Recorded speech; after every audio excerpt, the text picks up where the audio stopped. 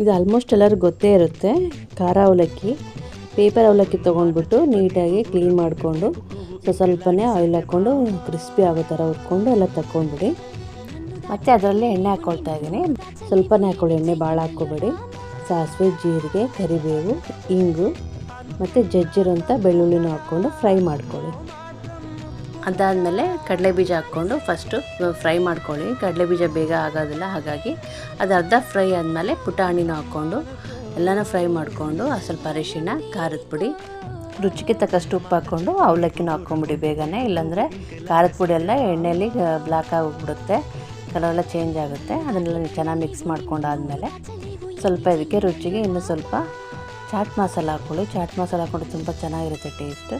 ಹಾಗೆ ಅದನ್ನು ತಣ್ಣಗಾಗೋಕ್ಕೆ ಬಿಟ್ಬಿಟ್ಟು ಸ್ವಲ್ಪ ಸಕ್ಕರೆನ ಪೌಡರ್ ಮಾಡಿ ಇಟ್ಕೊಂಡು ಅವಲಕ್ಕಿ ಜೊತೆ ಮಿಕ್ಸ್ ಮಾಡಿಕೊಂಡ್ರೆ ಸ್ನ್ಯಾಕ್ಸ್ ಟೈಮಲ್ಲಿ ತಿನ್ನೋಕ್ಕೆ ತುಂಬ ಚೆನ್ನಾಗಿರುತ್ತೆ ಖಾರ ಅವಲಕ್ಕಿ. ಒಮ್ಮೆ ಟ್ರೈ ಮಾಡಿ.